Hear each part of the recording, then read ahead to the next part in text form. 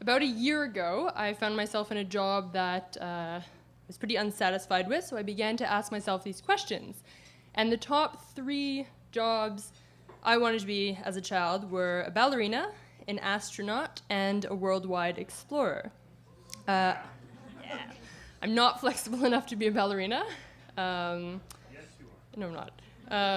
I'm nowhere near as smart enough as an astronaut should be, but I deal really well with jet lag. So by my definition, a worldwide explorer is someone who travels the world to all of the coolest, most remote locations, meets all of the people, tastes the food, experiences the culture, understands the emotional and the psychological characteristics of space and place, and gets paid for it. I scavenged Craigslist. There is no such posting for this job description. But my inner child would not let me give up that easy, so she slapped me in the face and said, do it anyways. So I took the leap, I quit my job, spent all of my money, and flew to South America.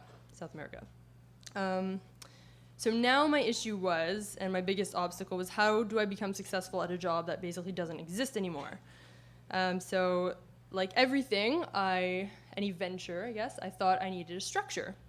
So now I'm going to talk to you about the 8 aspects to the job of becoming a worldwide explorer. So the first point is expectation. It's not the stage that comes before the job, it's the first part of the job. So when I envision myself exploring, I have a huge backpack, I'm glistening with sweat, I'm fishing for my dinner, but that's rarely what actually happens. When children go and play, they come back muddy, bloody nose, scrapes and bruises, and they don't care, and that's part of the art of play.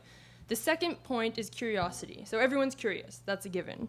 Everyone in this room, I think, is a lot more curious than most people, but to be a worldwide explorer, I think you have to be recklessly eager. So my first opportunity to test this theory was in Colombia on the shores of Guatapé. So the image you just saw was Pablo Escobar's house, so a local was giving us a tour of the area, and we were just riding by, and this huge burnt down mansion appeared on this island.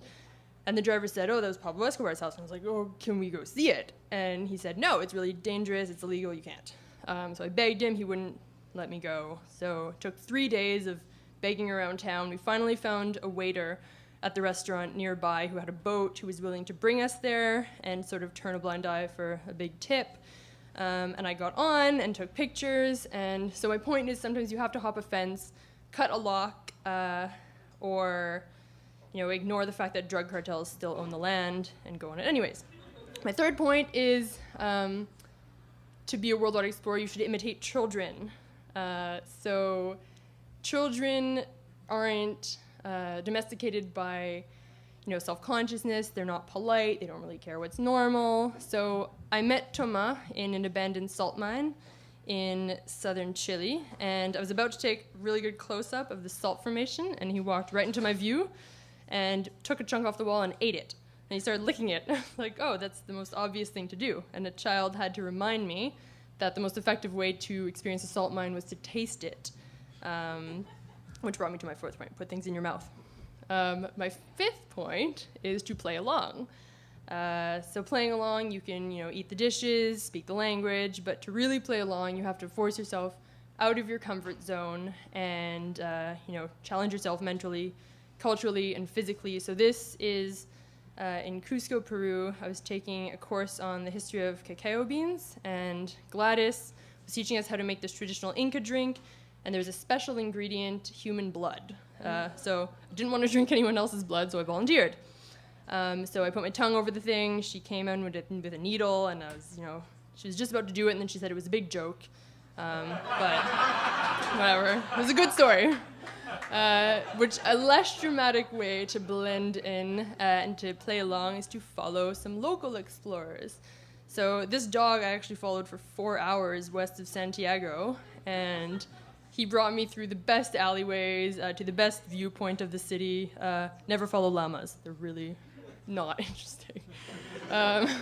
So point number 7, capturing beauty. To be a worldwide explorer, I think you need to understand how to capture beauty. When you see something that's beautiful, you want to possess it. You want to take a picture of it, imprint yourself on it, or the lesser, simpler form of it, buy a souvenir. So I befriended a street artist in Buenos Aires who loaned me some art supplies and brought me to his favorite courtyard and sort of just told me to sketch. My sketches were terrible. These are not mine. They disintegrated from the sweat. It was really hot. But essentially, I think to be an explorer, you have to be able to record something and share it, and the most satisfying way I've done that so far is by hand. Which brings me to my 8th point, which is the return. The return. Return! Okay. So the 8th and last point is the return. It's also the most challenging because once you experience exploration, you don't want to let it go. So I have to, it's sort of like a muscle that you have to keep flexing. So I try to give myself the opportunity to do a micro-adventure every once in a while. So the thrill of breaking into Pablo Escobar's house could be exploring an abandoned building, sacrificing myself, sacrificing my blood, could be volunteering to give a PechaKucha, and other stuff.